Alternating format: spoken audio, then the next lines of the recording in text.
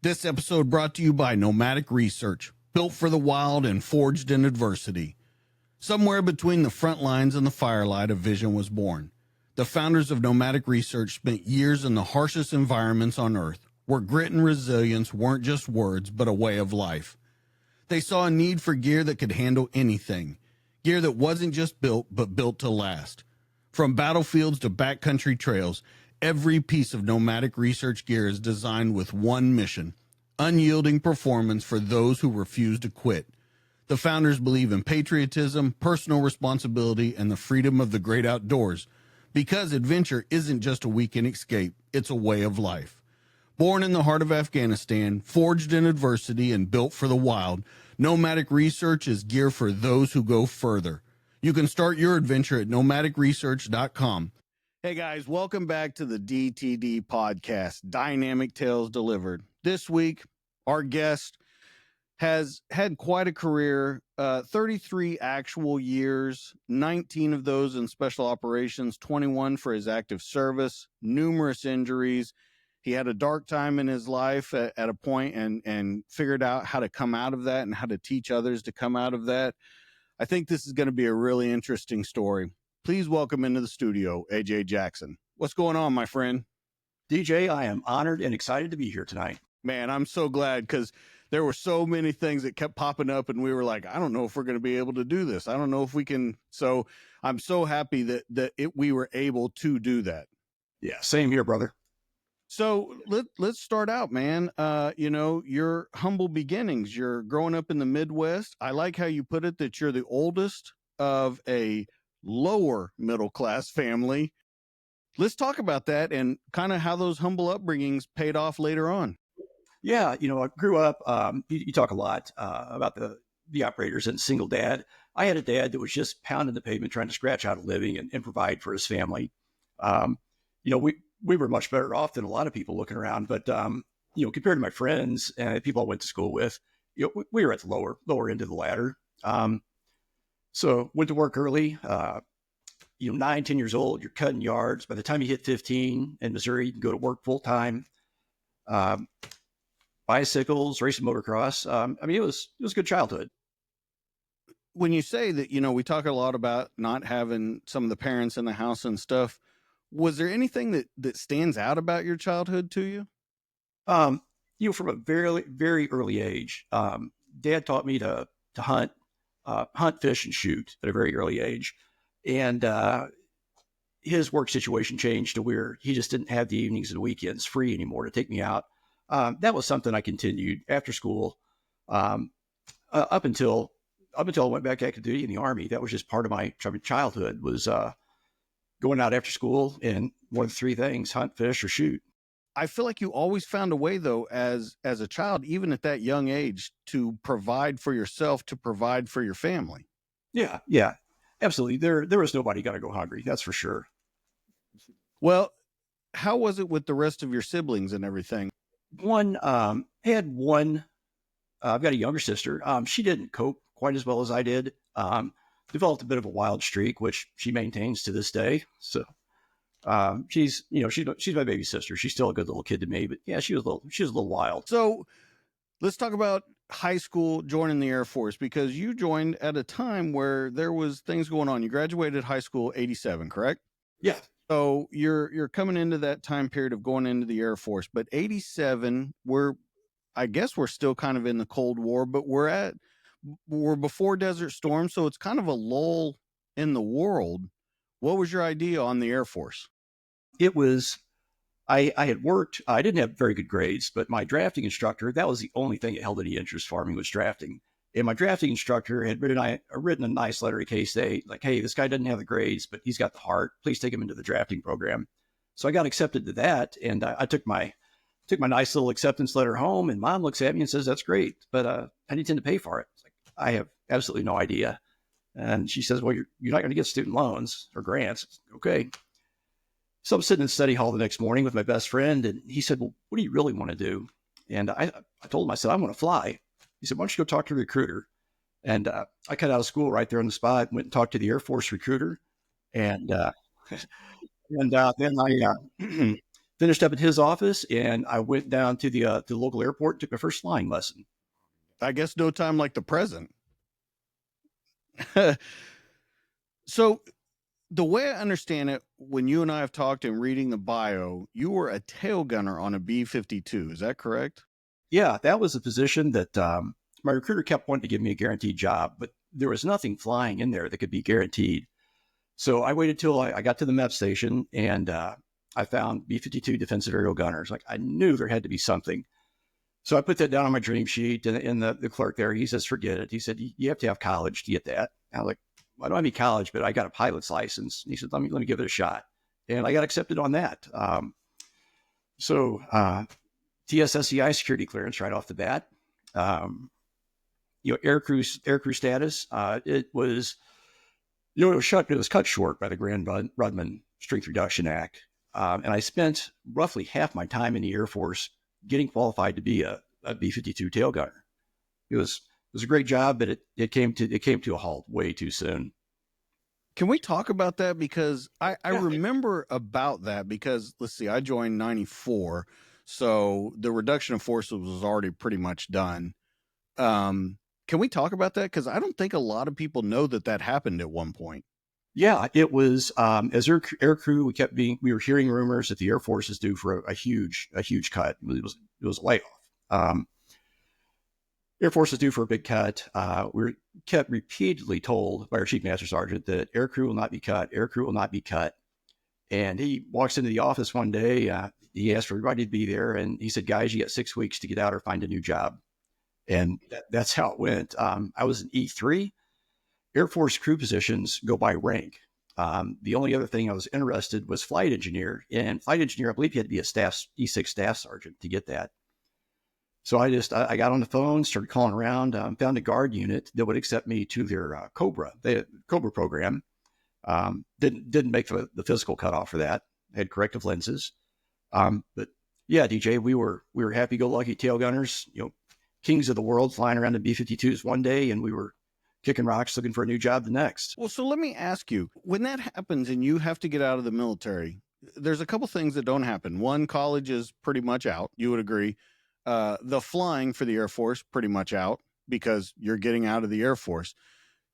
At any point in that, do you look at it and kind of go like, what the hell? I'm trying to do the right thing and it's just not happening. Yeah, I wound up at a regional airport about 45 minutes away from my parents' house, pumping gas into airplanes, trying to figure out what I'm going to do with life. I was still young. I was 21 years old, 22 years old. It was a trying time, but go back on those childhood roots, and I knew I was going to figure it out.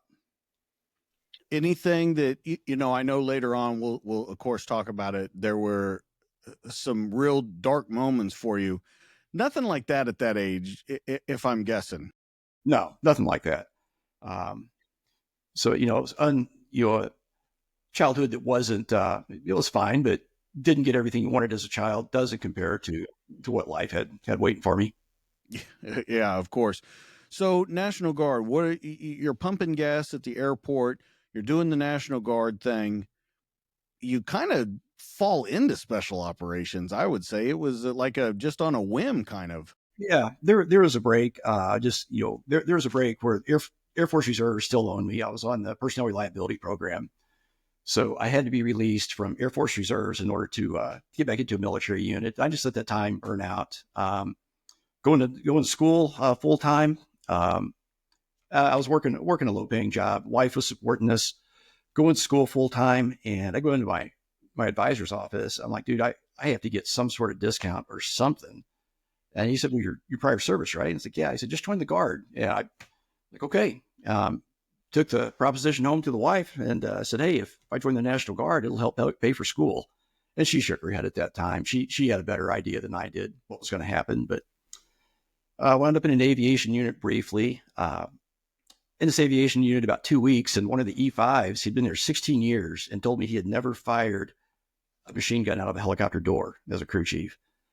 And, well, okay, I'm going to go find a different unit. So I became combat engineer. Combat engineer, that kind of snowballed, wound up. I went to a state marksmanship tournament, wound up being named one of the state scout snipers. Started doing the scout sniper long distance tournaments, and ran into some 19th group dudes. And they were, every time they saw me, like, you are wasting your life doing this. I didn't think I was wasting my life. I love being a combat engineer, but like, why don't you come do this full time? You need to talk to special forces. Eventually got a number for a unit up in Chicago. Talked my way onto their green platoon. I still belong to Missouri, but I'm going up. I'm going up on weekends. I'm drilling with Chicago. Uh, yeah, they had a What yeah, is that travel from Missouri to Chicago for? 7 hours, and I had to be there. I had to be there Thursday night before 10 p.m. before 2000. And we went Sunday. We went till about Sunday nights we went till about 2000, about 8. So it was 3 full days, once or twice a month. And I don't even belong to the unit. I'm doing this on my own dime. I got to ask, why? DJ, I once I got into the Army and I realized how much more wide open the opportunities are in the Army than, I don't know what the other branches, but the Air Force. For an enlisted guy in the Air Force, unless you want to be a combat controller or a PJ, there's just not that much excitement to be found. And then getting into the Army, I started learning about the 13 Fox, the Colt teams, National Guard, SF, and the world was wide open to me at this point. Once I realized that, hey, I got my toe in the door. Let's go find something more to do. My Missouri unit, I asked them if I could go to sapper school. They told me no. And that's when I made the decision that I'm going to flip over to Illinois and do this SF stuff full time if I can. So, Do you think going against the grain all this time, do you think that set a path for you in the military once you went active? Because it was even difficult for you to go active. yeah. That's one of the things with a lot of guys that wind up going SF is they're against the grain their entire career until they land there. That was definitely me. I joke about being the average Green Beret with the way I got to SF. Certainly not the typical route, but it's pretty common for most guys to go against the grain, bump heads with the first sergeant, the commander. Maybe they see a better way, and they just can't get these guys to understand that. Hey, I know I'm junior enlisted, but I see a better way to do things. What do you think then when you look at junior enlisted, once you go active, right? And you see these junior enlisted guys that want to do stuff, does it change the way you look about it? Because for a leader, sometimes that can be kind of a pain in the ass when you've got someone that is constantly, I don't know necessarily going against the grain, but always thinking that maybe they have a better idea. How do you handle it as a leader? In SF, I didn't get into a real traditional Army type leadership role. Once as a drill sergeant, as an E7, and then as a senior E8, when I started winding up on staffs. Younger soldiers want to do things. I was always, their plans it may impact me negatively, but I am going to do everything I can to support their decision if I think they're right. I've never told anybody no, but if it looks like a good fit to me, I'm gonna support that troop with everything I've got.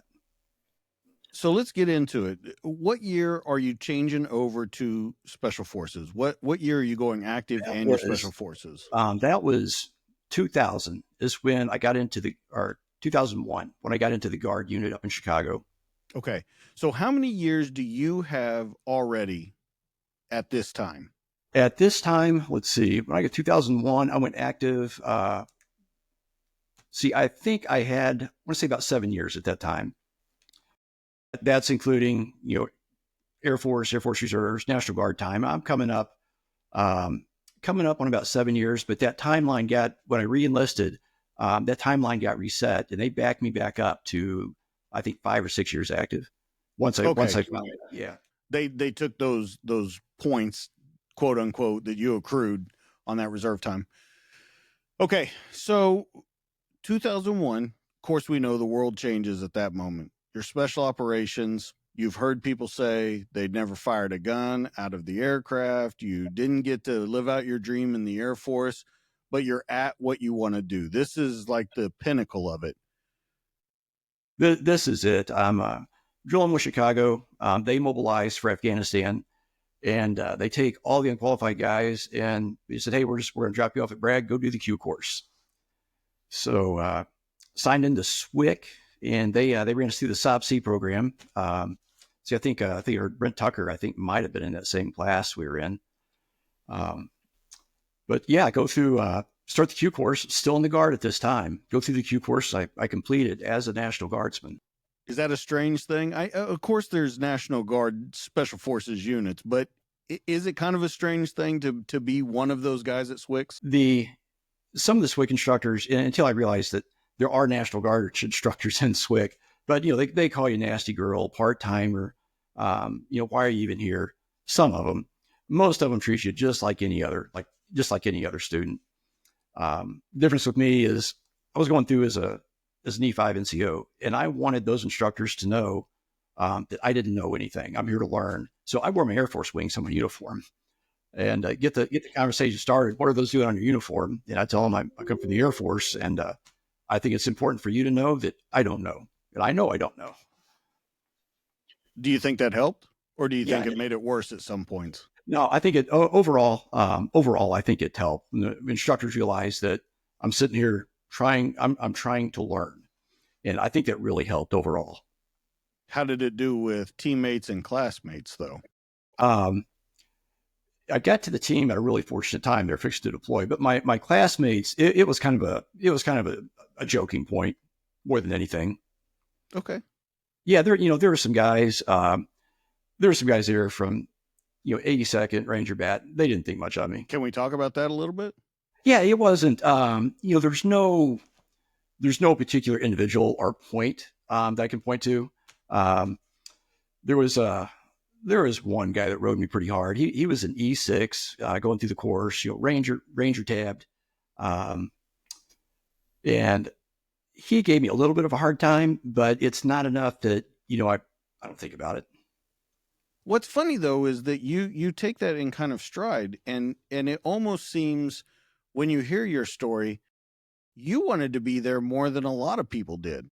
Yeah. There were guys there in selection from Okinawa. They are, I'm sorry, from Korea, and they were just looking for a break from Korea, so they put a selection packet in. So, but no, I wanted to be there. By this point in my career, the wife was on board with it. I just read every piece of literature available that I could find about special forces, and I knew this is something I want to pursue. You have a wife. Any kids at the time? No, we've never had kids. It's just been me and her the whole time. 30. Really? Yeah. So, 31 years. Let me ask you something, kind of fast forwarding ahead, but I want to come back to this. With not having children and it just being you and her. Yeah. Okay. Do you think that made it easier to do this life that you had? Yeah, absolutely. When I'm away at Camp McCall, all I have to worry about is I don't have kids. I don't have to worry about that. I just need to get through the school or the task that's sitting in front of me. Wife Rebecca is extremely squared away, so I knew she was fine at home. So yeah, that was an easy button. Not having kids and a strong wife, she just propelled me through the qualification course. This is something that I was, at times hated for saying, but I would bring it up to a guy that if you're going to cheat on your family, if you're going to do something that places just for drama, let's say you've got a young wife and 2 daughters. If you're going to do something that jeopardizes their well-being, sends your daughters spiraling off on a course that you probably won't be able to control, if you're engaging in an activity like that, willing to risk that, why aren't you willing to risk me and the rest of your team? Point being on that, I'm not talking about a guy that your emotions run high when you're downrange in combat. I'm not talking about a guy that makes a one-time mistake and regrets it the rest of his life. I'm talking about the habitual offenders, the guys that when they leave post and they go TDY, it's just their marriage just gets put on hold at that time. They're out there. I've seen them, and I've watched them through their careers. I've watched them go through marriage after marriage, and I've watched them stub their toe at work and have consequences at work because they've done something along that line. I'm a big believer in that your value of faithfulness, if it doesn't hold true at home, it's not going to hold true downrange or even in the team room of work. So let's talk about the kickback that you got from that, because Oh I yeah, read quite a bit of kickback on it. yeah. There were some of the big professional vet bros. I'm using that in a positive term. The vet bro. A couple of the huge social media vet bros. They just, oh no, this isn't true. This guy didn't know what he's doing. But a lot of the senior dudes were responded very favorably to that. And you can look at it, and it's a generational, almost a generational. If they're in favor, they're going to be Gen X or very elder millennial, and then if they're a younger millennial, it seemed like no, they weren't buying that at all. So yeah, So when you get kickback like that on your blog, is it does it open your eyes to new things, or does it kind of set you in your path a little harder? no, something I've concentrated on really hard is developing throughout my career, developing my critical thinking skills. So I read through those, each one of those, and okay, first question is why? Why do they have a negative response? Why do they have a positive response to that? And try to leave my biases, leave them part. Because I've thrown a pretty strong opinion out there. Okay, let's go and part my biases, and then read the feedback on this, and figure out why these boys and girls are responding the way they are to comments like that. So what do you say to your naysayers about it then? Not much. I've talked to I've talked to I don't know how many, but a lot of them sent me messages, and then I messaged them back. Explain. I'm not talking about the one-time guy. I'm talking about the habitual offenders on this, and they would argue, but I mean, I'm not going to fight back with them. Well, the reason I asked that is because when I was reading through, and this one in particular, I won't go into the name or anything, but one in particular that you were kind of going back and forth with, um, you said you brought up the habitual, but you said that you could see it in other parts of their life too, not just necessarily the marriage thing, and that's why you were saying that he would cheat on a team, is because you could see it in other ways. Can we talk about some of those other ways and what you kind of meant by that? Yeah, there was. You're going to see it with you back during Afghanistan. You saw it come up with handling money. Of course, it's a very dangerous topic to talk about. Being involved with third group, there were some huge cases of theft with that. You'll see it with money. You're going to see it with, we call it team room rules. If you have an issue with somebody in the team, you take care of it in the team room. You don't walk outside and start talking to other people about it. And you start, there were several incidences in Second Battalion over the years, but being unfaithful to your team is taking a problem you have with an individual outside of the team room and talking to outside sources about this, just gossiping about this. To this day, I stick to team room rules. If I haven't talked to you about something face to face in person, I'm not going to bring your name up in public. That's for sure. I think though, let me let me think how to say this. I think that I think well, and I'm using just in general, how many podcasts are out there, how many bloggers are out there now, how many writers, and how many of these stories that we're getting into now. Some may disagree with you by saying those are stories that need to be out there. Those are different sides of a story that people need to Yeah. see. Yeah. So I wonder how you kind of balance it out now, because you would agree it's different than team rules now. You're not in the team room anymore. Right. Yeah. With if you're talking about the kind of the celebrity vets and what's coming out, if something is public knowledge or it's a story that you've told and it's out there, you're open to be torn down at that point. Yeah. Yeah. Yeah. If So you if Mhm. do you, when you see that, when you see them, and we don't have to once again mention any names because there's some pretty famous ones out there that are getting torn down, do you think it's deserved? In one case, absolutely. I would say with TK, I don't know him. We crossed paths at Bragg. I don't know him. He certainly wouldn't recognize me. Um, but looking at things he said and what he's written, claims of valor, things like that, is, man, he dealt himself that hand. It didn't happen by accident. Um, Another one that's really had some heat thrown on him is Marcus Luttrell. Now, I spent last month I spent an hour and a half on the phone with the individual that repatriated Marcus Luttrell, and he has a very different take on Marcus than than some of the things that are being said about him. As he says, only God and Marcus know exactly what happens. And Marcus's field of view was about 15 degrees wide and 100 yards long when that was going on. So, can we talk about that a little bit? Are you open to talking about that? Sure. Yeah. Let's talk about that phone call. Yeah. I was going to talk to the anti-hero guys. I originally just asked them, if they would you plug my charity, and emailed Brent, and Brent called me back, and I put in there, it's like, hey, here's what I know at the unit. These are some of the missions I was on, and on the B-52 tail gunner, if you heard that story on Bragg. So Brent calls me back, and he's like, yeah, let's talk about Red Wings. So I started. Everybody that was on the mission, there were 2 ODAs on Red Wings, along with the Rangers and the SEALs.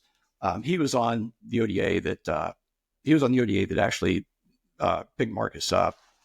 I was with the Rangers at the crash site, but I started calling everybody, making sure that I had Red Wings.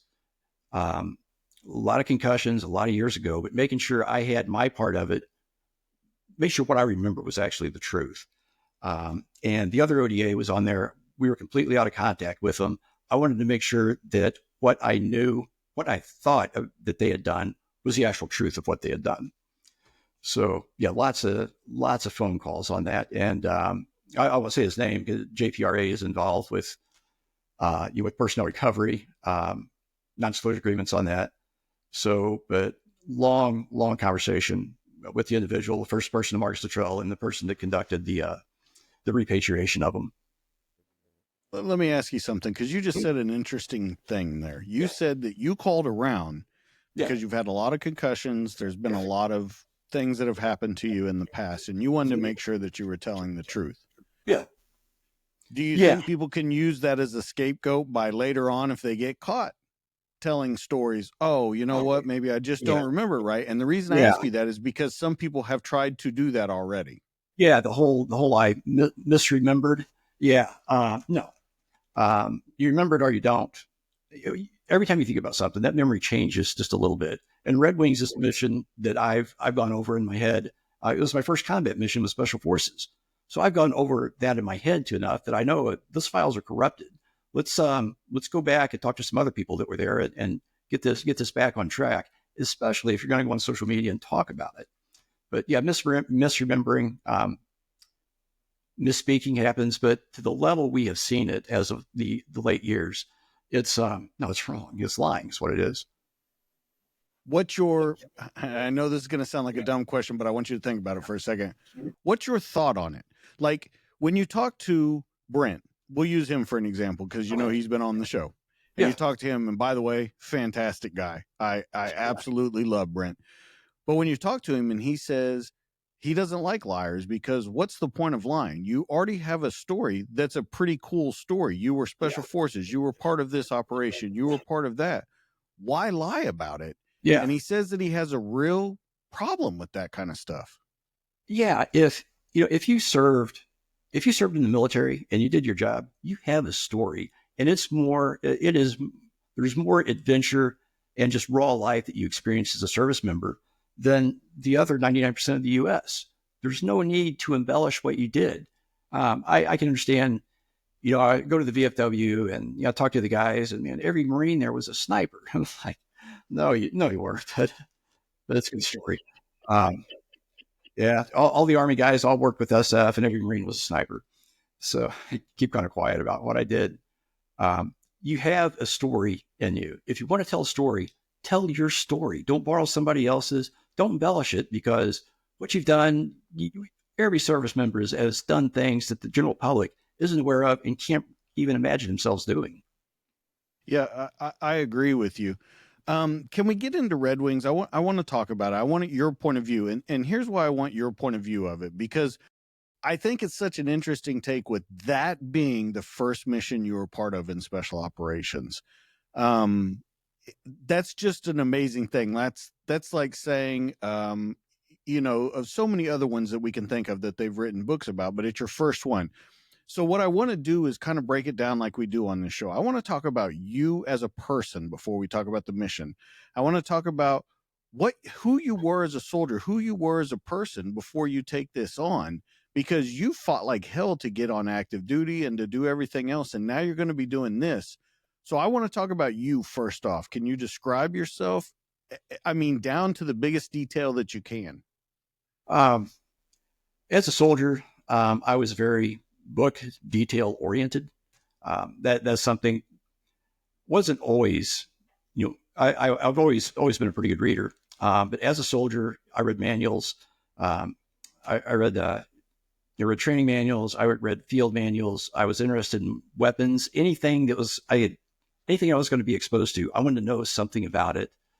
That played well into I was 18 Charlie going through the 18 Charlie course at the time. We were doing a lot of improvised explosives.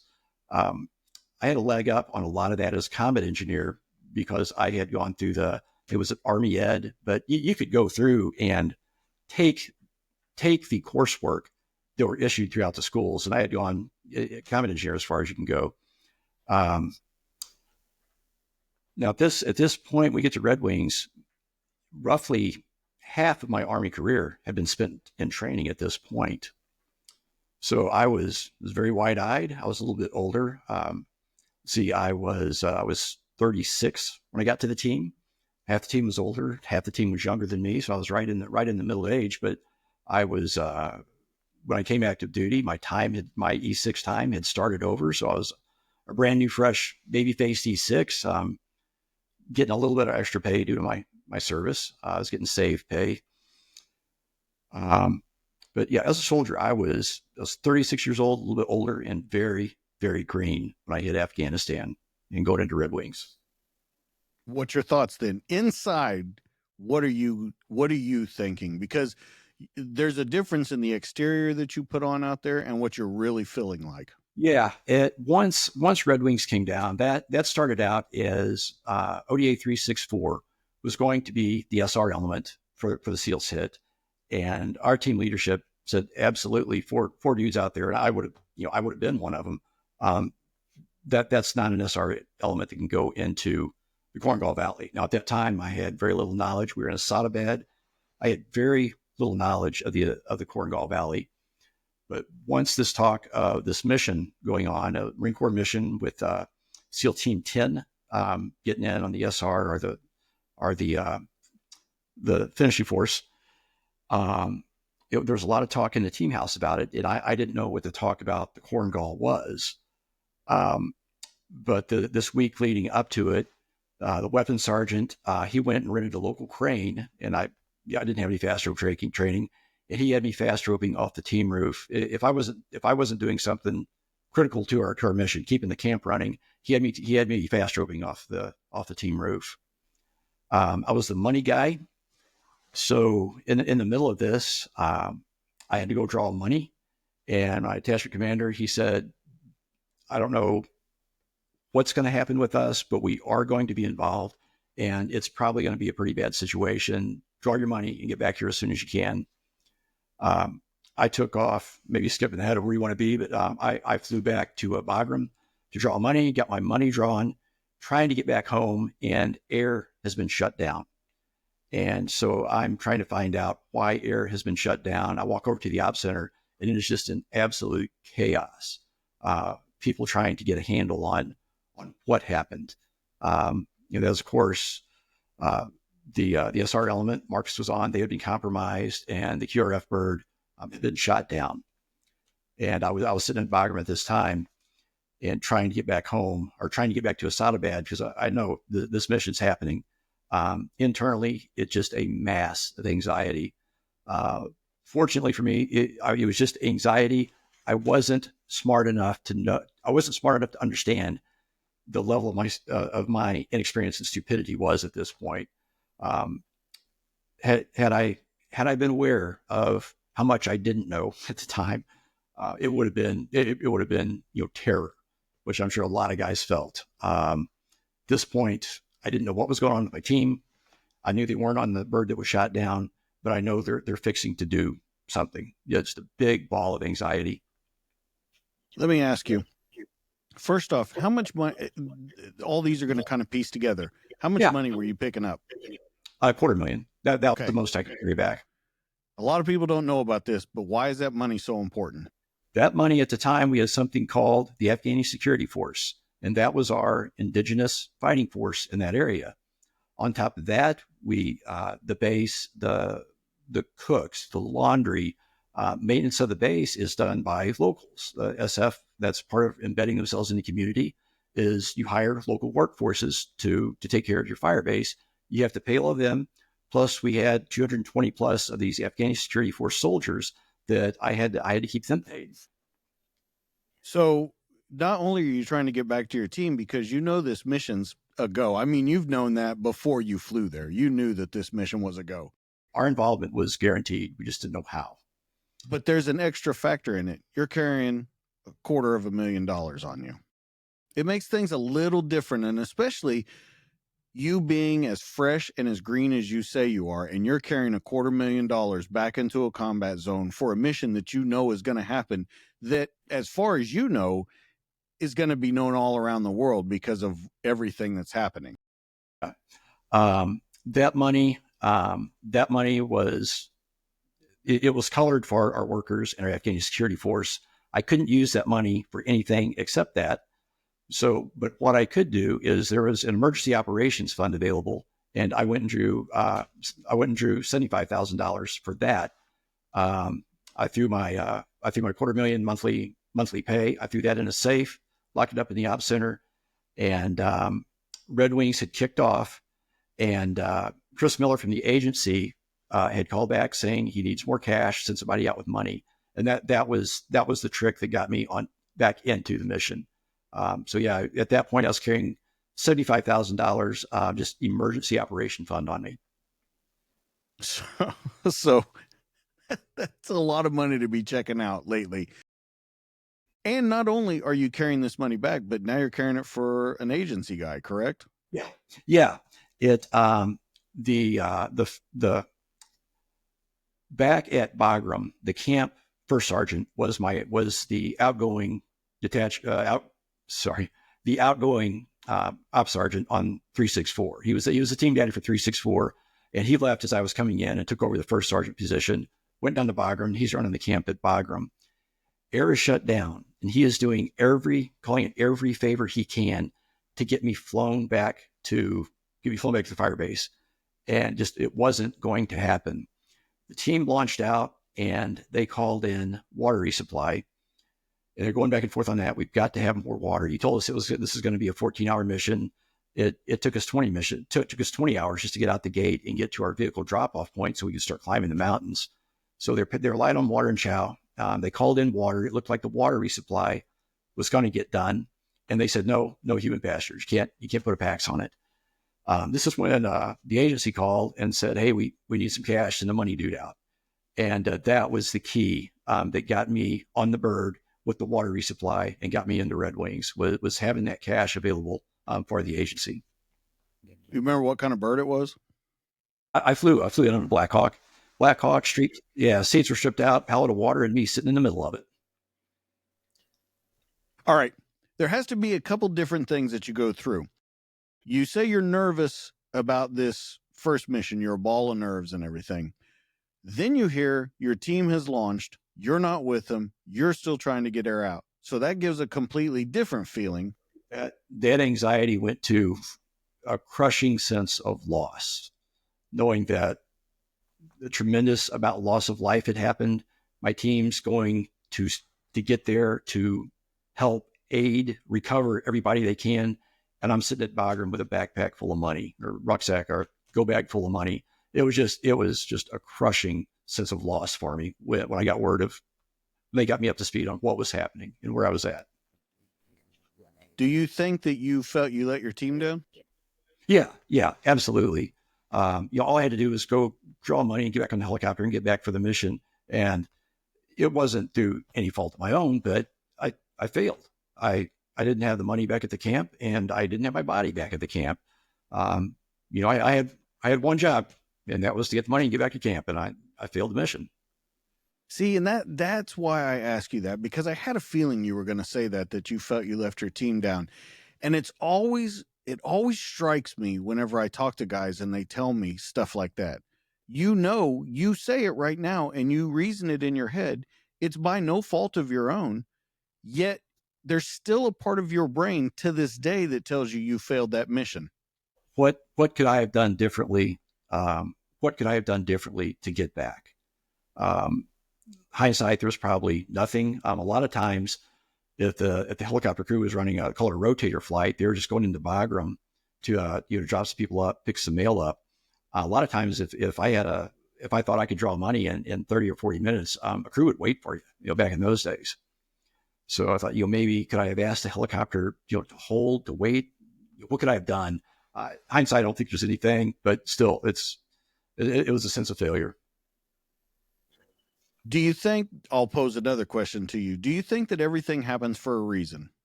Yeah, I'm not a believer in accidents whatsoever. I think, your current position where you sit that is the culmination of every decision you've made, everything you said, everything you've done. But in the greater sense, yeah, I'm a deep believer of Christ, and I don't think there are any accidents whatsoever. Everything has a purpose. It may not be a purpose we like, it may be unpleasant, maybe tearful, but there is a greater purpose being served through everything we do in life. So when you get back, you're on the flight there. So we've gone through a range of emotions already: anxiety, a feeling of loss, like you failed a mission, then anxiety, then stress of carrying this money back with you, and we're not even to the mission site yet. No, no. I had to get there once. They told me, hey, agency needs money. Go draw the money. We're going to get you on the water resupply bird. Then it was like, okay, I'm in it. I'm excited. Then the anxiety starts back up. This is my first mission. I have absolutely no idea what's going on. I've gone through the training. I know my guys. I'm counting on my guys to save my, counting on the guys to cover my back. I'm going to cover theirs. I'm going to do everything I've been trained to do as I know how to do it. But yeah, it's nerves again at that point. So are you already kitted up? Are you ready to go in? Like you can go with your team, or do you have to go back and refit or anything No, like that? that was something going to Bagram. We always took our kit and full loadout with us. We went to Bagram just in case something kicked off. We would be ready for it. And as I drew that money, I came back and I hear word that bird's leaving right now. Get in the back of the truck. I got in the back of the truck, and our chaplain is strapping my body armor on me as we're driving out to the bird. Okay, so hit the ground, find out what the money emergency was, as we need to pay for some donkeys. Realize that the terrain, the terrain is entirely too steep to move with any kind of speed. So one of the interpreters got sent out to go round up donkeys. We load what gear we can onto the donkeys, and we start walking up the mountain. And actually saw a donkey quit on the job. The terrain was that steep. We had fairly light loads. We're walking with there are a few SEALs. It was Charlie Company, 2nd Battalion, Charlie Company, 2nd Battalion of the Rangers. My ODA and the ODA 364 and ODA 362 are there on the ground, and just we're in a column moving up this goat trail, and we're expecting to get hit. What is that like, knowing we've already talked about, you knew that the mission was going to happen, but what's it like to be walking where you're just expecting to take a pounding? Yeah. I tell people of combat, it's not the actual combat itself. It's the anxiety when you know what's going to happen.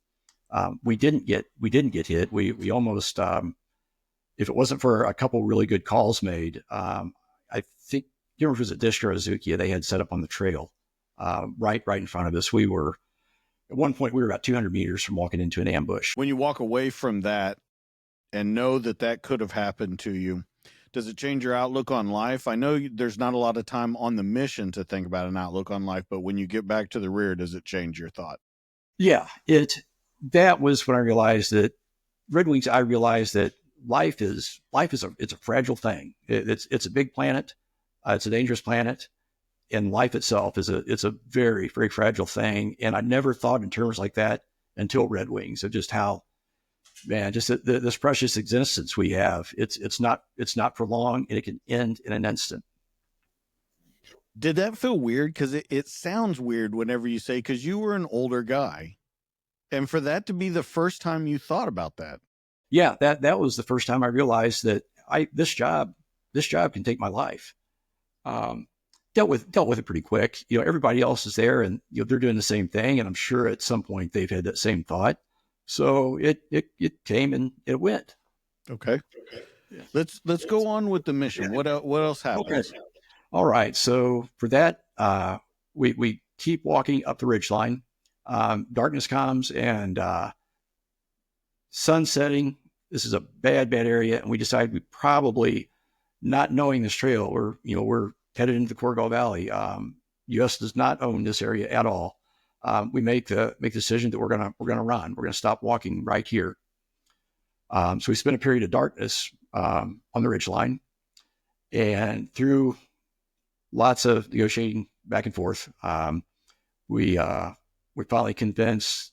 Air finally gets convinced. Restrictions are eased up, and they're going to fly, I think, 3 ships in 2 rotations to take us to the crash site, because this is going on. This is I guess this would be day 3 of the Red Wings gone bad part. So they're at this point, they decide, find an LZ, and we're going to fly in under cover of darkness. Does that make you worried because of exactly what you were going for? Yeah. I didn't understand at the time that we were going to fly in and on a bird exactly where the previous bird that tried that got shot down. The lift I was on the second turn, I believe, but the Rangers on the first turn, they roped out, and I believe they said they had 120-foot ropes, and some guys fell off the end of the rope.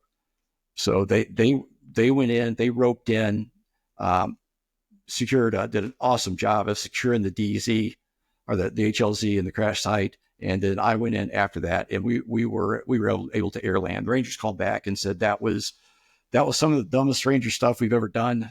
Don't nobody else rope in. You can land here. So I got to air land. But I got on that bird thinking I'm going to have my first fast rope is going to be 120 feet, other than fast roping off the team house roof. When you get there and you're doing your job, what are you thinking about? The overwhelming concern was finding everybody once we got on the ground. That first night, the Rangers had secured the DZ, policed up. They've been policing up bodies. We got there, and when we were in the air, other than myself, our medic, two of my fighters from the fire base, and our team sergeant, our team was on another bird, and I don't know exactly politics, personalities got involved, but the agency, along with my team, flew back to Asadabad, and then me, team sergeant, medic, and 2 of my fighters, we wound up air landing with the rest of the Rangers. So a lot of confusion. We knew the bulk of our force, 364, which was at the time until this happened, was the lead on the rescue and recovery mission, hit the ground, and we're talking, and Team Sergeant says, point us to a hole in the line. We'll hold security till we figure something out when the sun comes up. So we punched out. We found a place in the line where we could hold, a place where we actually have work on the line, and we wound up securing a little draw off this ridge line, and it starts raining, and we're at, I think, 11,700 feet. It's 40 degrees. It's plummeting and it's starting to rain.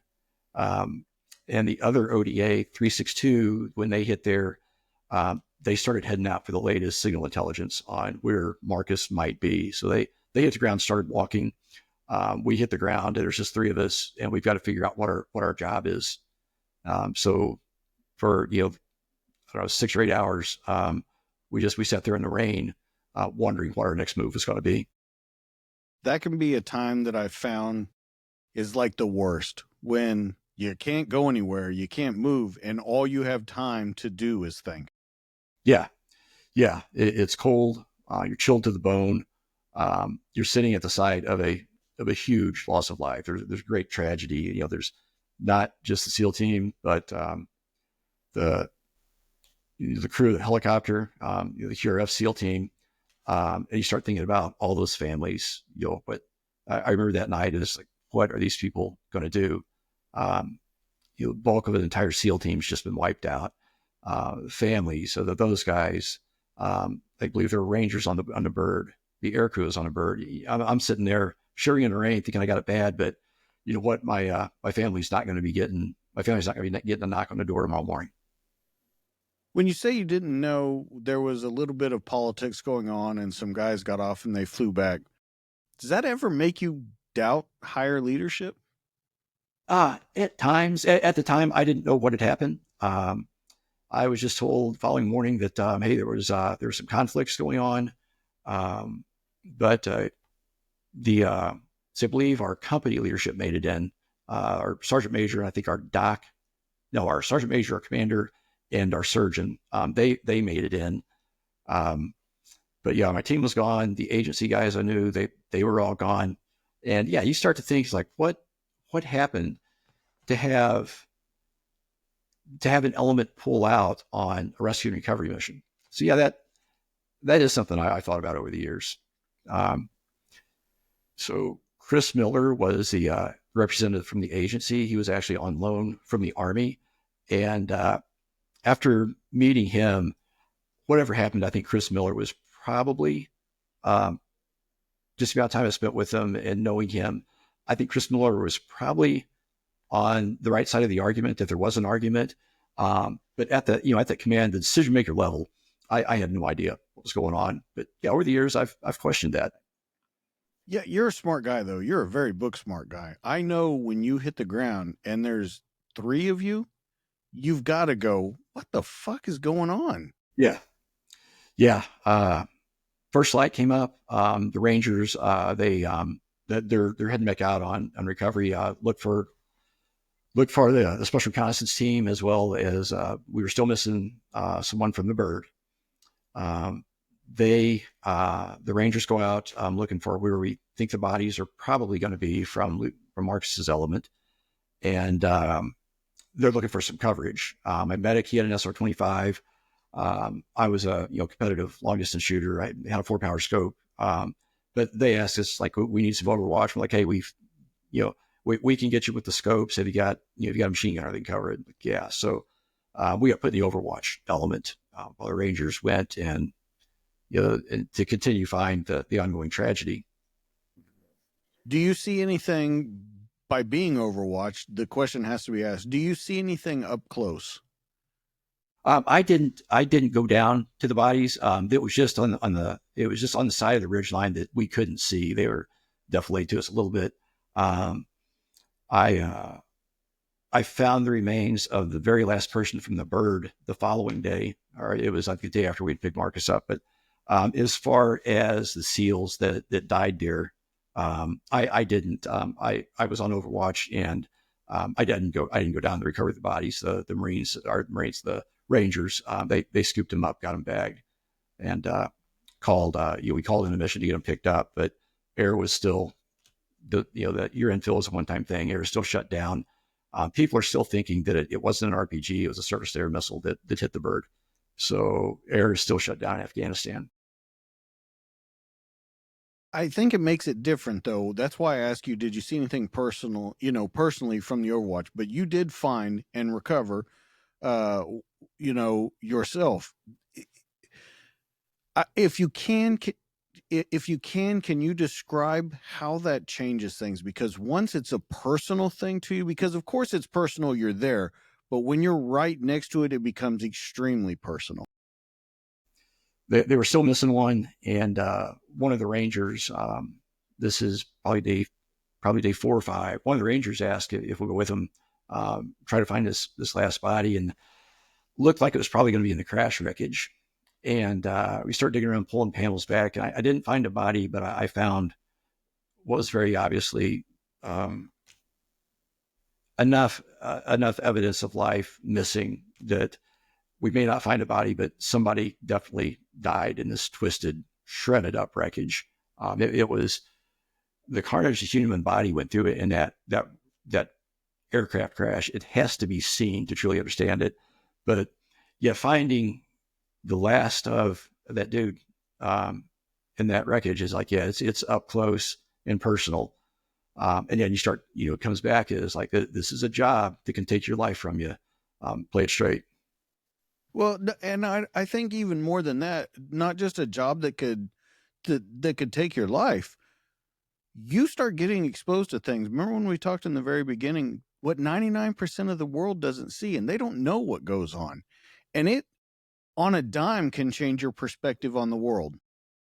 I will say that Red Wings had a profound effect on how I view the world now.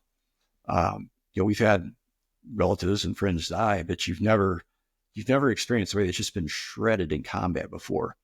Red Wings, today, everything I do, that was a huge part of my early career. And so that Red Wings is part of the tint of those glasses that I view life through. How do you think it's different than how you looked at life before it?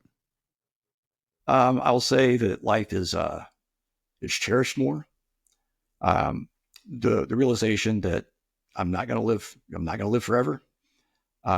It's appreciated more, and the opportunity to do things.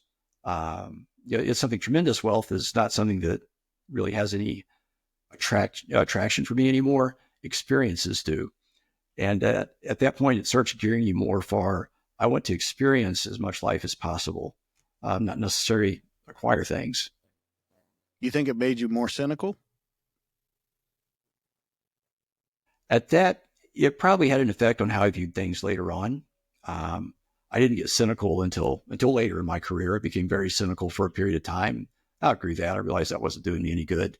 Um, it set the stage for cynical to step in, but it certainly didn't. It didn't cause. It didn't invite it in, but it probably set the stage a little bit. So mission is done. You head back to where you're going. It's your first real breath of, where you can kind of take a pause, take a knee, get some water, so to say. What's going through your head? Yeah. First time we get back, that Bird takes us to Jalalabad, where our B team, where our company command is.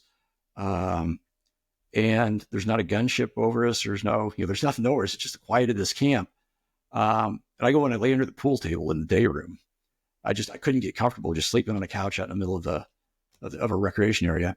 I wake up in the morning and my medic's laying right there on the pool table with me. The same thing. He couldn't sleep out in the open of a really nice room. Next day, boys came and got us, took us back to Asadabad. And once we got back home, like, man, it sunk in. Once the Marcus was recovered and the bodies were there, or the bodies were recovered, Marcus Luttrell and survivor, he was recovered. We go back to the top of the mountain, kind of get forgotten about. 82nd they start a combat outpost, and me and the medic were the last two SF guys. And I think it was, I want to say 15 days. I think he said it was 13 days we got left out there. But once we got back to our house, our fire base, Red Wings definitely, it set in at that point.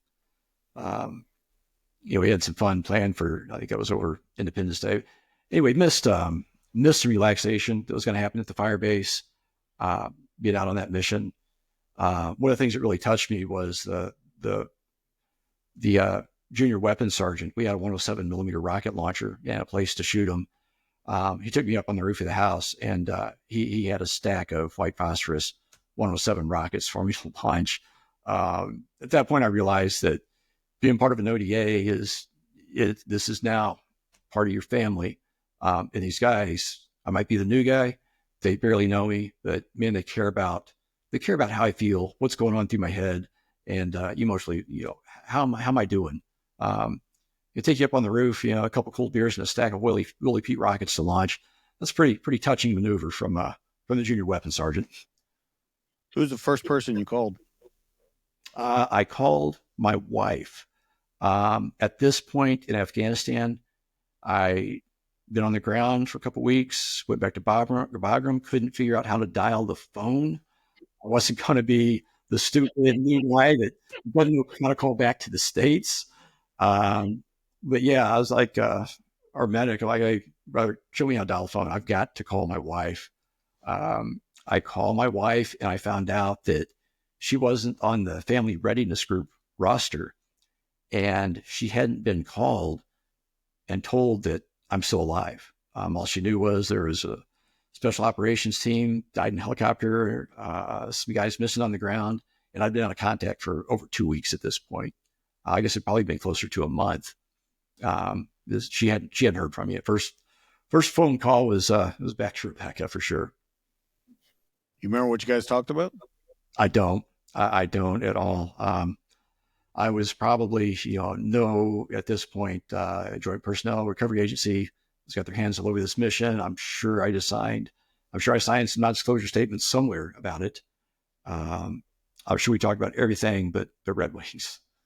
Going out, I would tell her, I try to give her word. If I knew I was going to be out for a while, I'd tell her, hey, I'm going to go camping for a while. I'm not sure how long I'll stay out. And that was always her code for going to go do something. Don't know when, be back. The reason I asked that, and I don't know if you've done it to this day, but I've learned in law enforcement, it's hard to describe stuff that you see or stuff that you've done to somebody that's never done it. I don't think you did it there because, like you said, there was a lot of OPSEC going on. But do you think that there's ever a time when you either got done with your career or further in your career where you just kind of let it out and let her know?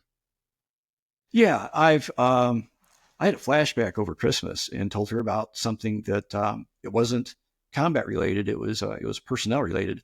I had a flashback to an incident, just mostly just crushed me for several days. And, she asked me what's going on. And I told her, she said, you've never mentioned this before. And like, yeah, I actively try not to think about it. That's why you've never heard about it.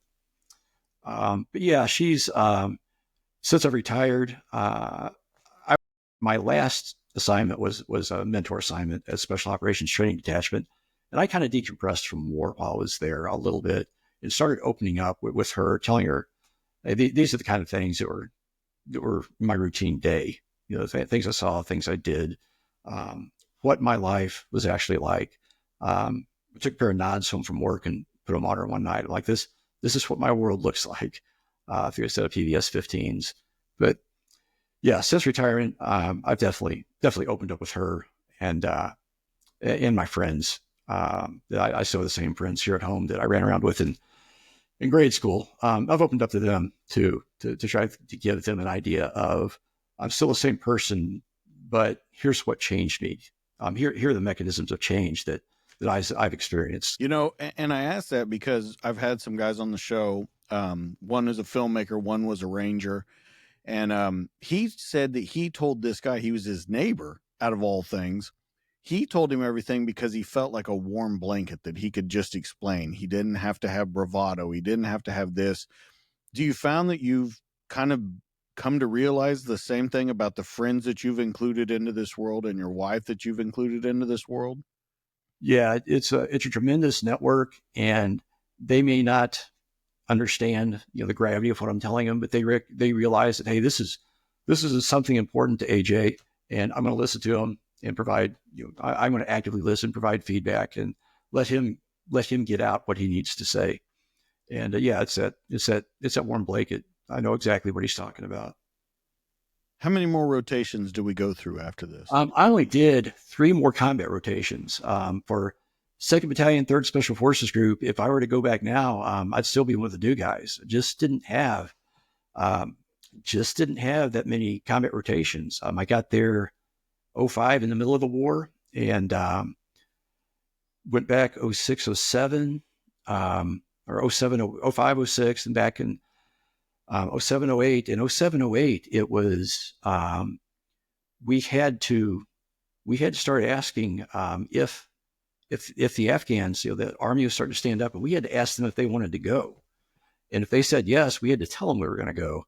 And that's people familiar with After the Afghan security force, when that was dismantled, the ISSF was controlling, and it was this conventional host nation army. The security changed overnight when we had to start asking them if they want to go. Our missions were consistently compromised. We had a pretty good PL for our guys, but he told us, I've got bad guys in the unit. I don't know where all of them are at. I'm trying to think how to formulate this question. That's got to piss you off. That's the only word that can come to mind.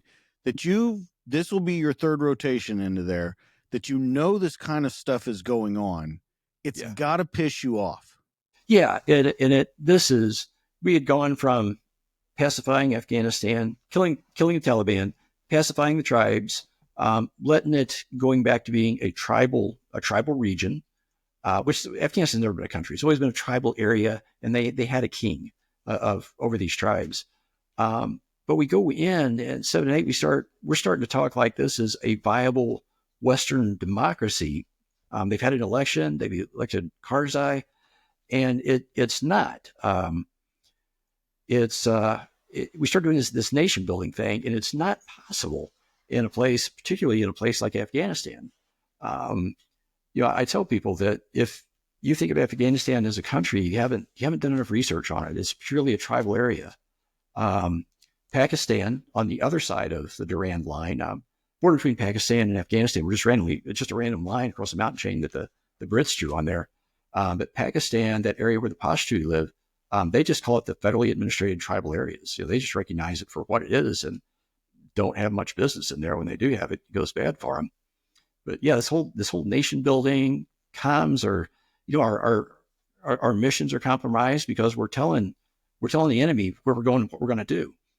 And something I noticed is the putting the mission together and going out and hunting some dudes down. That's not happening anymore. What's happening now is we're rolling around in gun trucks, getting ambushed, and not infrequently. I mean, we call it Wednesday afternoon. What's going to happen Wednesday? I don't know, but we're going to get ambushed. How does it change once again, we'll go back to it. How does it change your outlook? This episode is brought to you by Trident Coffee, the veteran-owned brand where every sip inspires you to live life full steam ahead.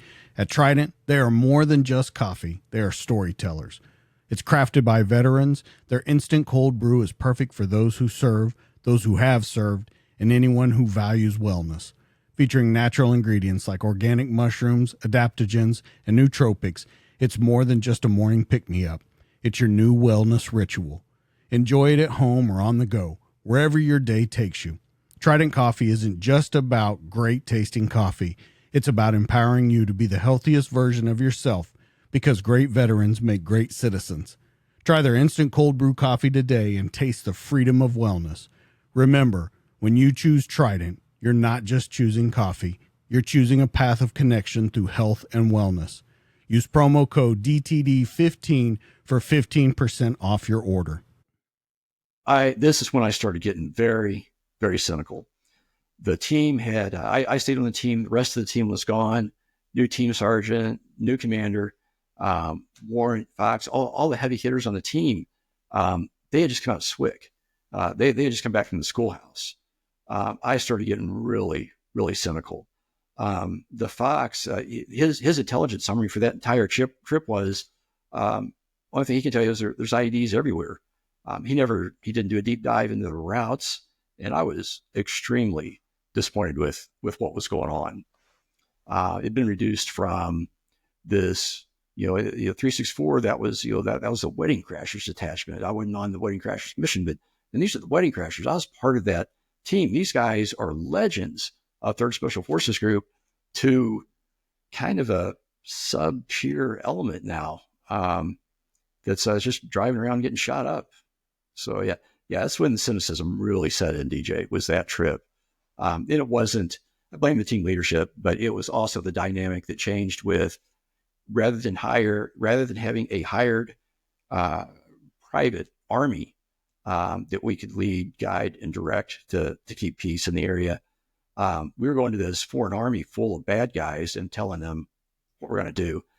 And blame the team leadership, but I think it was probably more the political dynamic with we're going to treat these guys as if we're going to war with the Brits. What rank are you at this time? This time, let's see, this is just coming up. I think maybe I'd been selected for E7, but hadn't pinned it on yet at this time. So even as an E6, you were kind of the new guy, but now you have rotations under your belt. You have stuff under your belt. You've got skins on the wall. You've got these new guys that are coming out that don't know anything about anything. How hard is it to keep your tongue? Yeah, there was one guy on the team that had done our junior weapons. He had done a very dynamic SF rotation the year before. Let's see, the senior weapons hadn't done a rotation with SF. I think he got in a combat. I think he got in a combat rotation with the 82nd, and the rest of the guys had never fired a shot, and until that point, never been shot at. So I'm trying to keep a good humor with them. They did recognize me. Team leadership wasn't real strong. They started coming to me with their questions and concerns rather than to the team leadership. I realized at that point is, okay, AJ, the new guys are looking to you for guidance on this. You have got to turn up your game and be the guy that they need you to be. Did you have any problem being that guy? No, not really. I became very unpopular with the team leadership because of it. They were scared to talk to the team sergeant. They're very scared to talk to the team sergeant. The captain, very, very bad relationship with the team sergeant, and kind of he was almost cut out of the team by this point. He was isolated. I would go over and talk to him, but none of the other guys were really talking to the detachment commander. But yeah, it was one of those situations I didn't want to be in, but it's needed. And good or bad, I'm going to have to interact with the team sergeant on behalf of this team, express concerns to him as my own concerns. And he turned on me hard. But I wasn't going to say, hey, the team has this concern. I'm going to say, hey, boss, I'm worried.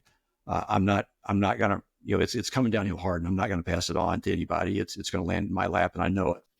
Is it kind of a letdown? This is your third rotation in. It's kind of going to shit all around you. Is it a letdown to know that you've gone for so long and done so much stuff that this is kind of how it's ending up? Yeah, this was still later part of my second trip. And yeah, I became a little disillusioned. My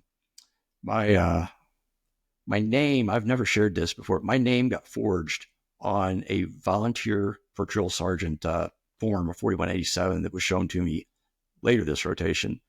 At that point, I had really become disillusioned with some things in SF. Disillusionment, it didn't last. I realized that the Army is full of regular people, and Special Forces is too. Not everybody, you'd like to think, we're Special Forces, we're the cream of the crop. No, we're not. We're just regular dudes that didn't quit. But there's some, there's unsavory things that happen. I'm not going to mention any other names, but this is in the lore of 2nd Battalion, 3rd Special Forces Group. This was well known. So there's an alcohol-related incident one night. We're just called a milk run. We're going across Kandahar City, Kandahar Airfield, pick up some supplies, grab our meal, and drive back. Now, we'll tell you the previous detachment was 7th Group. They had lost dudes on this route. So me and the boys were taking it a little more serious than maybe the team leadership was. But it's the guys are going to have a couple of beers, and we're going to roll out. We're going to roll out at sunrise. 6:30. At 2:30 in the morning, there's a bang on my door. The commo sergeants. There's 2 bangs on my door, and I get up, I grab my rifle, and I go to the hinge side of the door. And I'm sitting there with the door pried off. I don't know what's going to happen. The third bang is the commo sergeant's boot. And then the team's boot kicking my door in. And then the team sergeant runs in, and he is just windmilling at me. He's kind of laughing, and he's screaming and just windmilling at me. And the commo sergeant's laughing, which I didn't appreciate. Team sergeant is windmilling at me. I get him out of my room, and turn a different direction. Try to get some sleep. The next morning, no team sergeant. So we take off without him. We do our milk run to Kandahar. We come back, still no team sergeant. The warrant officer goes in and checks on him, and he comes back. He's like, I don't know what happened to him, but he says he looks like a freaking plum. His eyes are almost swollen completely shut, and he is just black and blue from one side to the other. To this day, I maintain that I don't know what happened to him. He must have slipped. But trouble is coming at this point for old AJ. A couple weeks later, we do that run, and I had started a packet for becoming a direct support breacher for Delta. We get back from that run, and I'm like, I am not going to spend my entire career in situations like this. So I fire off the packet. Unbeknownst to me, once Delta receives that packet, they notify your company commander that you have applied for a position with the Special Mission Unit.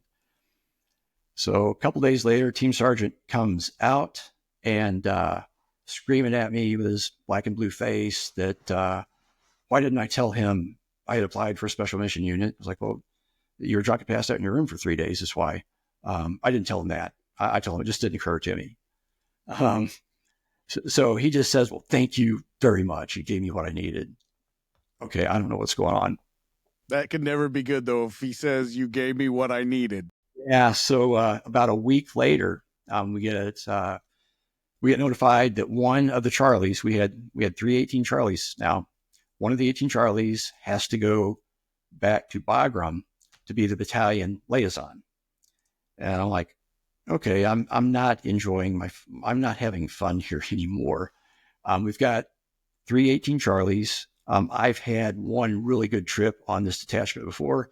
I talked to the other guy. We're the same rank. He's, labeled a junior Charlie, but I never treated him as junior Charlie. He was my equal. He was on Red Wings on the other detachment. So like, okay, I've had my time on this team. I had one really good trip. I've had half of a so-so trip. I'm going to take the Illinois. So I pack my stuff up, go down to, go to Kandahar, fly to Bagram. Oh, no, I'm sorry. We drive into Kandahar and got my stuff loaded on the truck. I was like, guys, I've got to go swap out money, make sure you guys are cleared to cover the draw op fund. I've got to go cash my money out. I'll meet you back here at the trucks in 2 hours. 2 hours later, I walk back to the trucks and all my gear is sitting by the side, and I see the weapons sergeant take the last of my stuff that was in the truck in a trash bag, and he just chucks it out of the truck, and the trucks drive off. And DJ, I'm like, at that point, I have no idea what's going on. He had told the team that I had come to him in cowardice. I couldn't do combat anymore, and I went off the team, and he had relieved me. I wasn't aware of any of this. The accusation, being fired, I thought I was going to go do my 90-day rotation in Bagram and come back, or maybe hopefully find a slot on another team. No idea I had been fired off the detachment. Nobody told me. So I start my Illinois rotation. And what that is, guys, that is just for the battalion, we're 2nd Battalion, 3rd Special Forces Group. All other missions, they send me a daily roll-up of what they did and what they're going to go do. I put them on a slideshow, and I brief the CJSOT of Combined Joint Special Operations Task Force Afghanistan. I brief the CJSOT of Commander on what 2nd Battalion, 3rd Special Forces Group is going to do. That's what an Illinois does. Pretty easy gig, plenty of time to hit the gym. About my 3rd day into this gig, and the Group Sergeant Major says, AJ, I hear you want to quit SF to be a drill sergeant. Like, no, CSM, I have never thought those words, much less verbalize them. He's like, come see me tonight. Okay.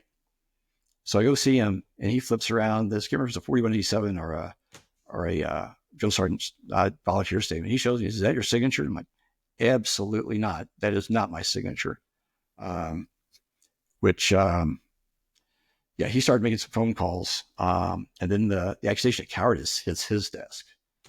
And nobody at this point, the rumors, Team Sergeant had been calling people around Bagram, telling them that, yeah, AJ's been relieved for cowardice. This rumor hasn't made it to me yet. And it doesn't make it to me until about 72 hours after Sergeant Major pulls me and asks me about that volunteer statement. And he says, yeah, AJ, I need to see if we're going over back to the office. I go back to the office and he tells me what is going on. And he said, you've been accused of cowardice. And at this point, it's Terry Peters. Terry Peters is a giant of a man. I'm restraining myself because I physically had to catch myself because I was going to go across the desk after him. It would have been a learning experience for me. But he's like, whoa, AJ. He said, I want to let you know. He says, I have researched this. There's nothing to it. It's just a rumor at this point. But a 15-6 investigation was started and quickly squashed. But this is a serious deal. It's ran its course. You're clear, but you're going to be a drill sergeant. Like, oh my gosh. So I go back and, I'm checking my email. Come on, Delta. Like, okay, they accepted me. Call them, do a telephone interview. Call a telephone interview. And they're like, okay, here it is. You've got to show up, do a PT test, do an interview. And then you're going to start, the support operator training course. I'm like, great. Couple nights later, a couple weeks later, probably, I'm like, hey, they pin drill sergeant duty on me, but I'm going to go to Delta and be a direct support breacher. Nope. My recruiter, he sends me an email, call me when you get this. And I'm like, okay. So at this point, we spent a lot of time on the phone back and forth. He's like, and he tells me, AJ, he said, I have never seen this before. I know I told you that don't worry about drill sergeant duty. It's not a big deal. I can get you out of it. He says, AJ, I can get warrant officers out of flight duty, but I can't pull you off of drill sergeant duty. He said, it is out of my hands, but let me know how it goes. Call me back in 30 months when you get back. But yeah, emotionally at this point, DJ, I am absolutely crushed. I've been fired off an ODA, but never told I was fired. I've been accused of cowardice. And there's more of the drill sergeant story, but the bottom line, a team sergeant and a command sergeant major forged my name on some papers and guaranteed that I was going to drill sergeant duty. Group sergeant major, after talking to me and learning that it was just me and the wife, no kids, the other available 18 Charlies to pull this duty that met two combat, whatever the months in combat was that met those requirements. They all had kids. He said, I'm going to go ahead and leave you with it. I'll tell you, DJ, it was emotionally crippling, and then have to go back to Fort Bragg knowing that there's this rumor of cowardice in combat. And I'm going to drill sergeant duty. I got fired off an ODA. In my head, it was a bigger deal than it actually was. The people that were my friends and group were still my friends in group. The team couldn't say much. And that goes back to, if you'll cheat on your family, you'll cheat on your team. A couple of the dudes that could have bailed me out of this and saved me a lot of grief had gotten a compromised situation, and the team sergeant had photographic evidence of it. Those guys, they could have bailed me out, but there was just no way for them to do it. And I held a grudge against those guys for a while. And then I realized what has happened. Like, no, man, those guys are long forgiven. Team sergeant's forgiven now, but in my head, this was a huge soul crushing deal. But then I got to go to drill sergeant school and be a drill sergeant. And, yeah, DJ, you got to ask me what basic training was like for me compared to what it was like when I went through drill sergeant school. Here's what I'm just trying to put together in my head. So you've got this guy that's a Green Beret that goes through all of this, now hits the drill floor, and is going to do this. I can't even imagine, with how we've talked to how you've got to this point in your career, how you could even be happy doing that. Whether you like the job or not, let's say you do like the job when you get there. I don't understand how you could even be happy doing that, because it doesn't seem like your personality. Yeah, it was at that point I found out that I enjoy teaching, and I enjoy mentoring. I enjoy mentoring junior enlisted. I love teaching. It wasn't. I kind of as a leader, that's where I really developed. was as a drill sergeant. I hit the ground, and a few months later, I was the company senior drill sergeant. And then the first sergeant, he was getting off of, I believe it was Paxil, which he could not do on his own. He tapped out and said, you got the show. Yeah, do it. Yeah, so company senior drill sergeant, acting first sergeant. Plus I've got my own platoon of guys. My role there was a little bit different. I was there as an 18 series, not as an 11 Bravo. And that was in support of the 18 X-ray program. Part of the deal was that if the 18 X-ray program is going to get started again, 18 series guys are going to be the drill sergeants to either encourage or discourage these kids and mentor them, through an 18 X-ray contract. But I'll tell you, DJ, it was the most rewarding assignment. It was a very difficult assignment. As far as a soldier and developing my own personal leadership, it was the most rewarding assignment I've had in the Army. That's crazy to hear. I know that is. I mean, it's a great thing for you that you could turn, that into that. But I want to talk to, because we've talked about how you ended up there, but there's other stuff along the way with medical injuries, and you've had a lot of injuries, and ultimately those injuries led to a very dark point in your career. Yeah. That trip with all the drama, early in that trip, I was on the advance party. My job is to go get the money set up, sign for the property on the fire base, make sure the fire base is going to suit the way our detachment does business, see what weapons are going to get left behind and what of our own team weapons we're going to have to get installed on the trucks. Before the team had ever gotten there, Team Sergeant gave me one. He gave me one talking to, and he said, these guys are a little bit of cowboys. He said, don't go out and do something stupid and get yourself hurt before I get there. Well, I had stayed inside the wire. I hadn't gone out. I go in the Bagram. No, I hadn't gone to the Bagram with them, but my team hit the ground. The 7th Group team that's on the ground is going to go to Bagram and do a rep with them, relief in place. We're going to go to Bagram, drop his guys off, and we're going to bring my guys in. Well, it's Kandahar City. 7th Group was not allowed to operate in daylight, so we had to wait for it to get dark. We've got probably seven gun trucks. I'm in the middle. Team Sergeant says, AJ, can you run a Mark 19? It's like, absolutely, I can run a Mark 19. Show it to me. So I'm in a Mark 19 truck.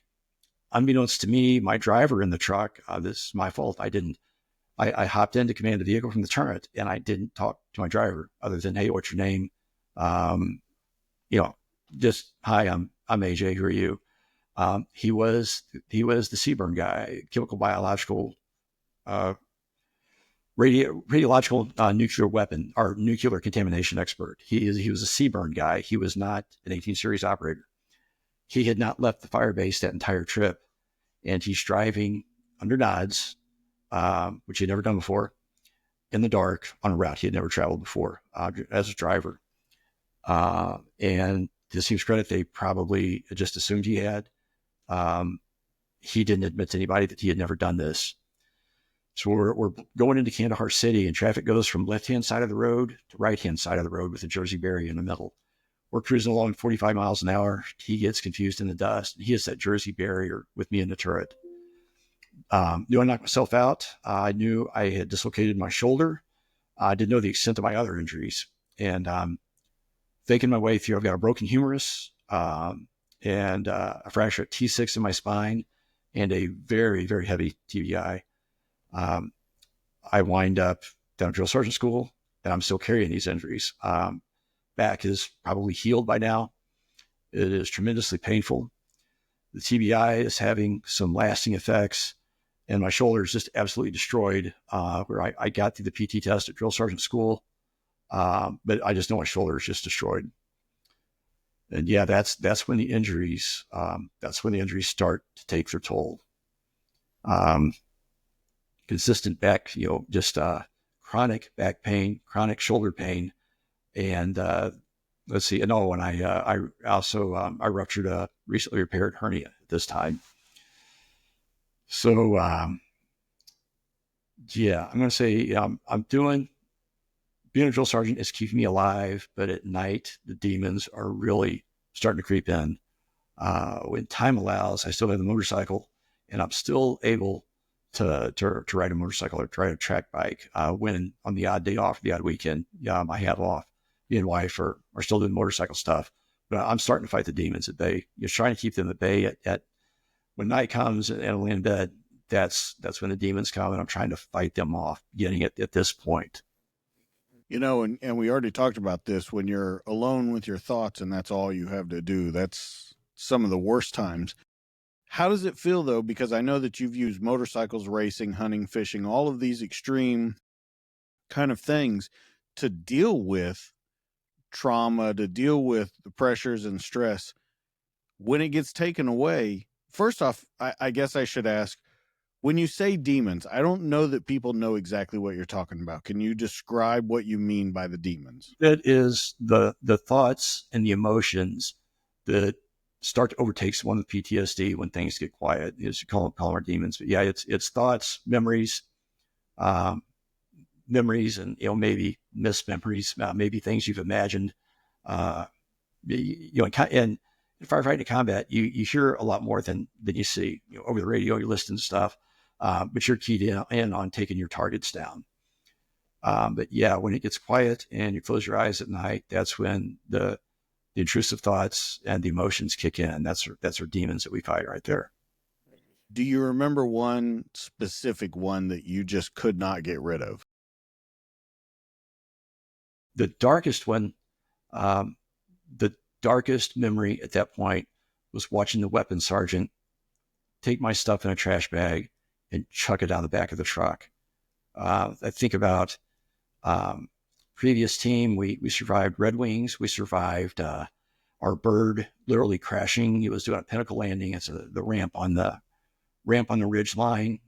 Lost an engine and it crashed right there as we were physically climbing on the bird. Survived that.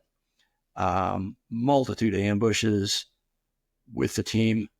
But my darkest memory is that dude chucking my stuff in a trash bag out of the back of the truck. To that point, that was my worst memory. Betrayal? Betrayal. Yeah. Act of betrayal. That is the deepest hurt I carry. Um, it's part of the lens that I view life through. Say that it's one of those things where the guys are all forgiven. There is nobody that I've served with that I wouldn't like to see again.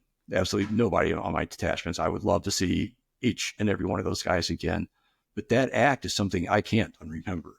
I've told the wife about it that I've never shared that act of betrayal and what it did to me with her until first of the year this year. That's the one that still gets me. So who do you think you were more mad at, him or the team sergeant? Team sergeant. I knew that this wasn't him. This isn't what he thought of me. But something had control of him that he had to do that.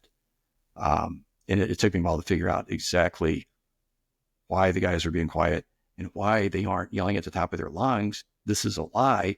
They hate the team sergeant with a passion. All it would have took is them saying, hey, this dude's lying. I don't trust him in combat. And I'm certain that team sergeant would have been pulled. He had a few sergeant majors that were fans of his, but there were many more that were not. And had they just banded together and said this was a lie, he would have been gone. The team would have taken an upturn, gotten back to its roots of being the wedding crasher team. But then I realized that I was aware of some things that they had done. I was at a school. They were out on a trip. I was aware of some actions they had taken, and the fact that he had evidence. And most likely course of action is if anything counter to his statements being put out, we're going to result in him putting some information of his own out. So those poor guys, they just got themselves into a situation.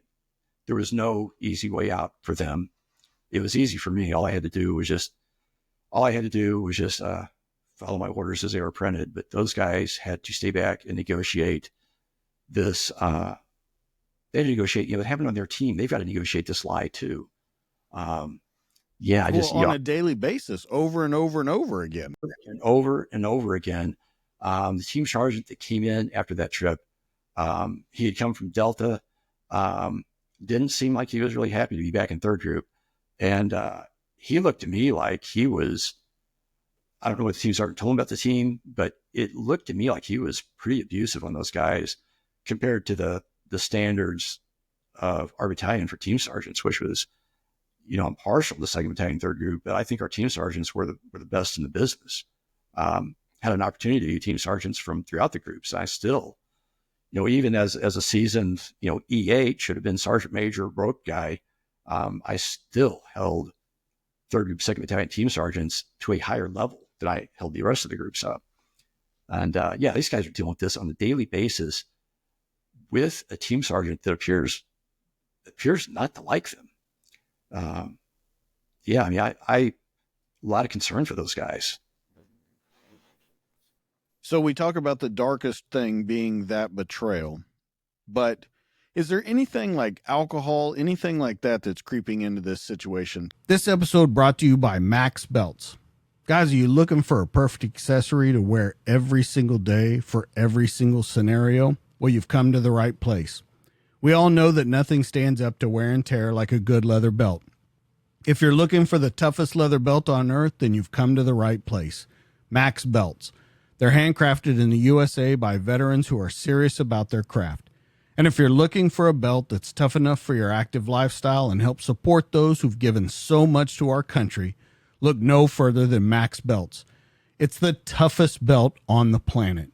It's a perfect solution for casual or dress wear and ideal for utility and firearm carry. It's the highest caliber of American craftsmanship, and it also positively impacts our military charity partners. Once again, Max Belts, you can't go wrong with them. I wear them every day. They're the toughest belt on earth. And you can find all of this and so much more at maxbelts.com too. As a drill sergeant, the alcohol was more of, I've got 2 days off in a row and I'm going to pack as much as I can into it. And as a drill sergeant, very, very common drill sergeants, you get 2 days off. That first day, you're not going to remember much of it. But as a drill sergeant, the drinking, the alcohol started to creep in. And then as I came back to being a drill sergeant and got back to dealing with my athletics, I love to run around group. I didn't say a whole lot about my athletics. I did PT with the team during the day, but at night I went home, and that's after work is when I got my serious PT on, my weights and my run. Once the athleticism came back in, the drinking pretty much went away for a while. Once my ability, the injuries, they kept coming. I lost my ability to race motorcycles. Lost my ability to run with anything other than just making it through a run. The world came crashing down around me. And of course, like with so many, alcohol was part of that. It was part of the gifts that when your life crashes down around you, other things start to fill it up. And Hold Natural Light, that became one of them. Not a proud period of my life either. How's the relationship with you and your wife at the time? It seemed fine to me looking back, and that girl she was scrambling to keep me put together. And looking back, the amount of stress I had put her in on that time was just, in my eyes, it was unforgivable. What I was putting her through with that. Occasionally I would send her an angry text or start an argument with her, but not that often. But just the stress of her having to keep me put together, functioning, and then dealing with me, when I was drunk and depressed. DJ, that's not, in my mind, it's not forgivable what I did to her, but her performance was just off the chart good. You think you hated yourself at the time? Oh, absolutely. Yeah, absolutely. I did. You start having the once the athletics were cut down, I just didn't have enough body left to compete athletically. I'd gone from the motorcycles to bicycles, and the surgeons finally told me is that you can't race a bicycle either. Yeah, a lot of self-loathing. What if I had done this different? If I had done that different? Where would my life be? If I had, if I had gone to college, if I'd gone to college, I wouldn't. The one thing it reminds me, if I'd done anything differently, I wouldn't have met my wife and I wouldn't have joined Special Forces. So I have that to lean back on. If I'd done things differently, I wouldn't be where I am. But where I let myself go wasn't a place I liked being. And yeah, it was bad. It was a lot of self-loathing, a lot of depression, anxiety, and unjustified paranoia started creeping in as well.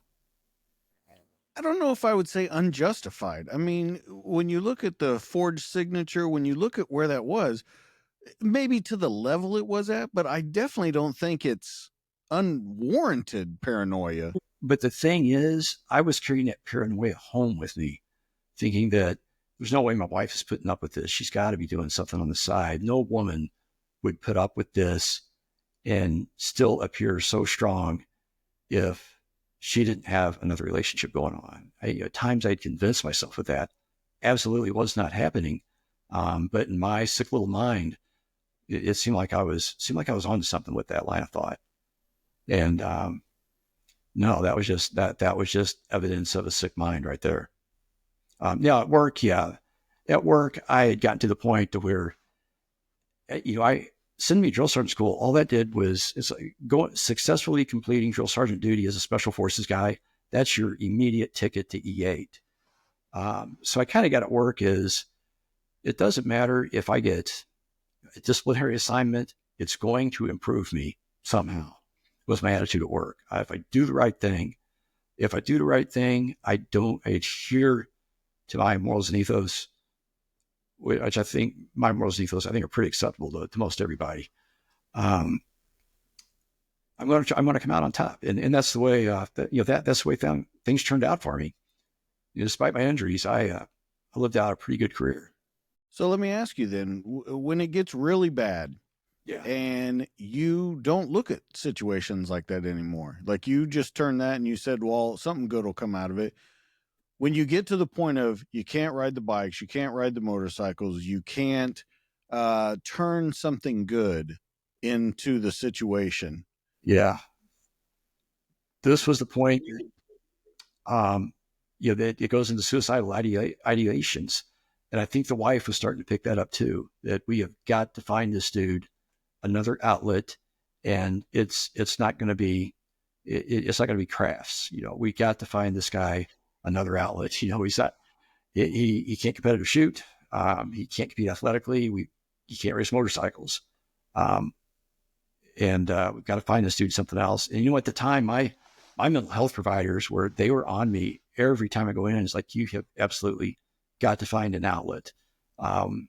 I had one of my doctors tell me, he's like, your life expectancy once you get out is less than 5 years, regardless of what physical ailments you have. Mentally, you're not going to make it 5 years, statistically pretty well guaranteed if you don't make some changes now. And that's just blunt talk from a surgeon that was working on me. I want to ask you one other question. If it's too personal, don't answer it. But how do you feel as a man? And here's where I'm coming with that question is it's very susceptible susceptible in people in positions of jobs like you had, first responders, to not feel like a man, to not feel like they're doing what they should be doing. Does that affect you? Yeah. Especially, it's going to affect anyone to some point, but you take somebody in the military, it's going to be much, much worse. An older senior enlisted guy in any aspect of the military, I'd say man or woman, it's going to affect them. I am off my game. I am not who I'm supposed to be. And as a man, I'm not a man. I'm just this individual being held together by a wife. No value, no self-value as a man at this point. So what are the ideations? What are they coming as, and how strong are they coming? They're coming pretty strong to the point to where I'm thinking, I don't, I sometimes, with the wife, I'm thinking, man, she's up to something. I ought to just do it. But I've got a gun. I was going to school at night, sleeping in a separate house at 2-bedroom suites. I was sleeping in the back one, had a gun stashed back there. I'm forever making sure that my serviceman's group life insurance. I'm just waiting for the trigger. And that trigger is death of one of my parents, or confirmation that the wife is, that she does have something on the side. She's having an affair. Those are my two predetermined triggers. Once that happened, I'm going to release myself from this life that I've dug myself into. Didn't really dig myself into it from my point of view. This is what I've created for myself, and I'm going to find some relief one way or another. When you look back on it now, does it scare you that it got to that? Yeah, it absolutely terrifies me that it got to that point. Um, I'm very the wife figured out a solution and enacted on it. It's an instantaneous turnaround and return. But when I think about my life during those months, it terrifies me to this point. Thinking about what I would have missed. I would have missed getting out of the military and getting to spend the last year of my dad's life with me many times a week. And we weren't that close, but I got to spend a year with my dad. We've created something with our foundation. We created something great, not just for us, but for other vets. None of that would have happened if I had gone through with it. It's utterly terrifying thinking of what would have destroyed my wife's life, my parents' life. My friends would have been asking what happened, where did we fail? So having lost a couple of soldiers to suicide, I still think about what could I have done differently? Where did I go wrong? And thinking about, I would have left the community behind with that same thought. Just utterly terrifying. Were you ever, I guess, were you ever, or are you now embarrassed that it got to that level? Yeah, I am. Yeah, supremely embarrassed. And outside of mental health providers and telling my story of how the follow-on mission came about, it's not something that I share with my family I still have living, or with my friends. I don't share that story with. It's that embarrassing that I can't tell my best friend about it. Don't you think, though, when we go back to saying everything that happens is happening for a reason, don't you think that this gives you a unique insight and perspective to what these guys are going through? Yeah. Having experienced it, having gone to that point myself, it triggered the formulation of our charity, and it gives me a leg to stand on when I'm talking to the guys. One of our guys that's involved with this, he came to us. I think he was recommended to us by a healthcare provider that had found us. He had tried to take his life, failed, wound up in some very intensive care. And I believe it's his mental health provider figured out what this guy likes to do and turned him on to us. In this suicide addiction business, you don't really necessarily get to see your wins, but you know your failures. We haven't had a failure yet, but this is a guy that, from the words he gives me, I chalk him up as a big win, big W in the column. Do you think this is the most important thing you've ever done? I'm going to say most important thing I've done is, spiritually, is my marriage, my wife, protecting her. Beyond that, this is by far, in a way, the most important thing I've done is giving those other guys an immediate outlet that I found that saved my life. So let's talk about that. I mean, Yeah. It's all led to this. We've been talking this whole time about what led to it. So let's talk about it. The follow on. Yeah. The follow-on mission is, when I was going through this period that something was going to interrupt the suicide spiral, or it was going to complete itself. The wife entered me into an endurance automotive race with a group ran by some Marines. Something I ever since a little boy racing, there's a little boy, I love race cars, racing motorcycles. I always thought, oh, it would be nice to race a car. And something I was able to do with my injuries is she got me an endurance motor car race at Circuit of the Americas, which is one of the premier tracks in the world. It's a Formula One track down in Austin. And here I am. It's not a big spectator sport, but it's real racing on a real track with real race car drivers in a real race car. I spent an hour and a half in that car. Physically, I was to the point to where I had to be lifted out and carried across the wall of the pits. But I was smiling. I had just had an experience. It was not understanding what adrenaline does to you in combat and what a return of experiencing adrenaline and cortisol does for you in a recreational environment. But once they pulled me out of the car, the rest of my life had just started at that point. After experiencing the adrenaline therapy and understanding how powerful it is, we start talking with some family friends of ours, like, hey, we want to go do race cars. It's this huge benefit for AJ. Are you on board? I'm like, yeah, I think we're on board. And I start thinking about this. I'm like, what selfish thing am I doing by, I'm going to build myself a race car. I'm not going to go build something to share with other military first responders and vets. How selfish of me is that? So I started making phone calls. I'm like, guys, are you on board with, let's turn this into a nonprofit, go racing and bring other people in that were like me as our drivers. And that born follow-on mission, I formed the corporation that same day. That was, June, that'll be 5 years ago. We formed the corporation. When you look back on your career, what do you think about your career led this to be such a success? In my career, I equate it to, I was lucky, fortunate, got to go to some really good schools. One of those was military free fall.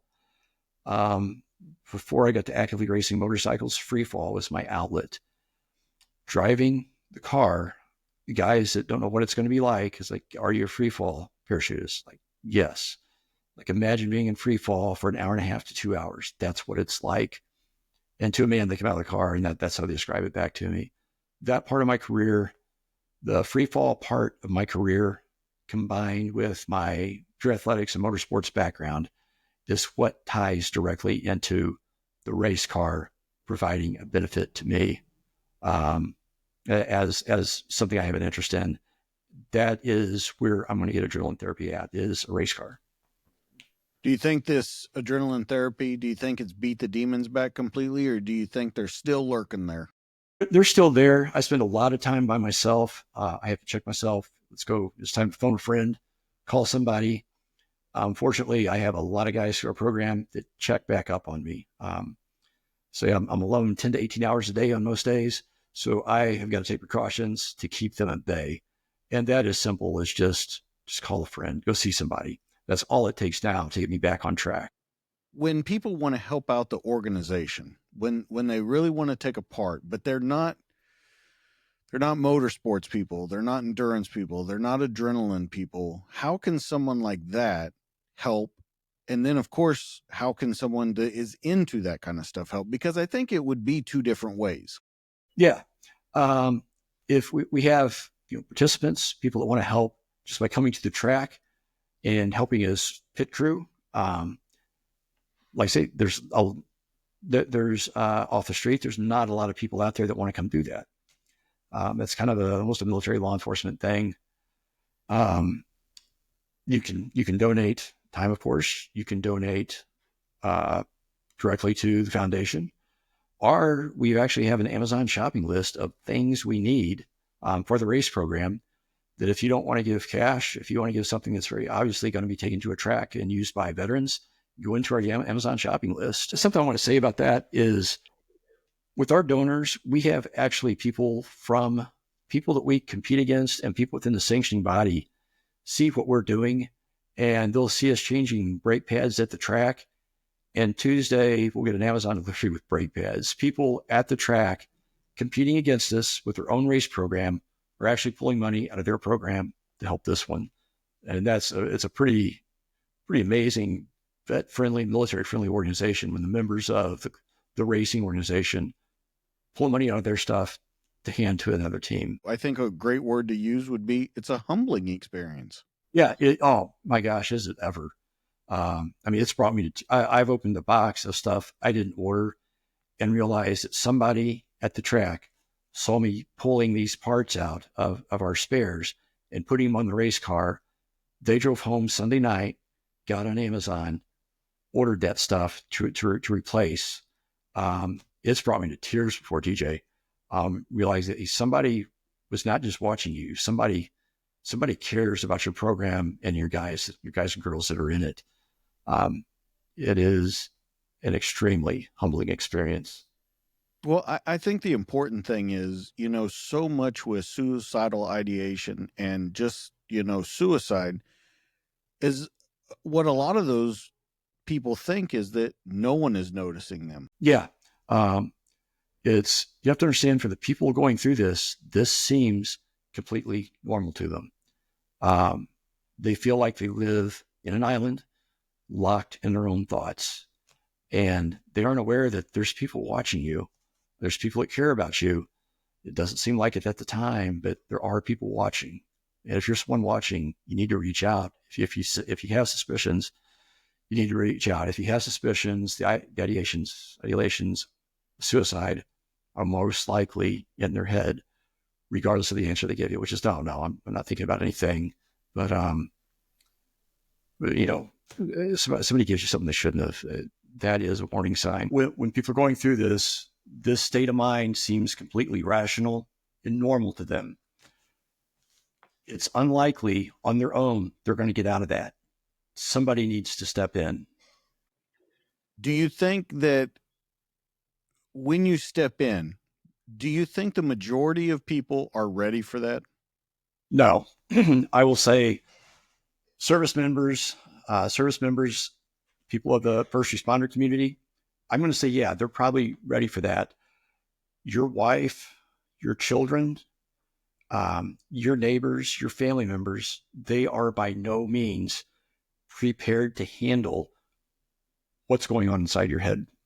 But if you're one stepping in, it's a dark place. They're going to open the door to a dark, nasty room, and you're going to have to get in there with them.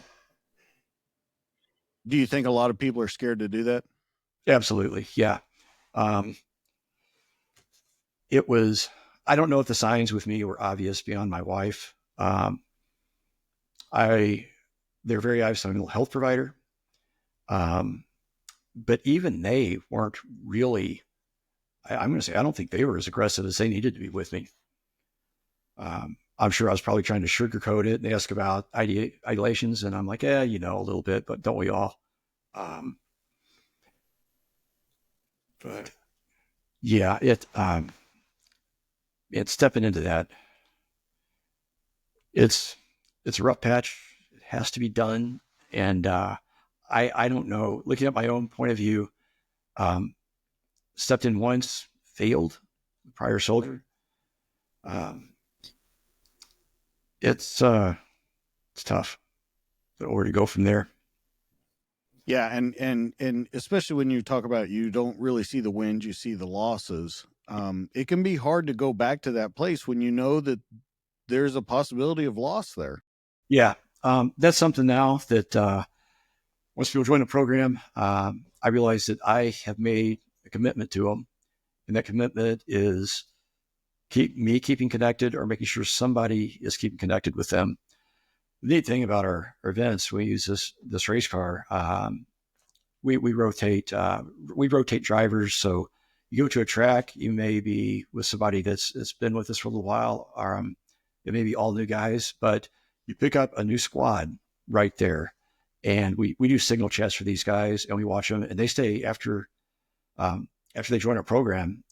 We watch those signal chats, and they stay in contact with each other, which is something shouldn't say I'm proud of it, but I am proud of it. And for me, it's a fear. We're going to lose somebody. But I've made a commitment to these boys and girls that I'm going to do everything within my power to keep that from happening. Yeah, but I'll take it a step further for you. Not only that, but you know that the program's working. If these people want to stay in contact with each other after the initial stuff has happened, there's obviously got to be something doing right. They're learning that bond that you did in special forces. When you said even today with everything that's happened, you would still go back with those guys and see them in a heartbeat. Every one of them, even the team sergeant, every one of those guys to a man. There is nobody I served with that I wouldn't go back with again.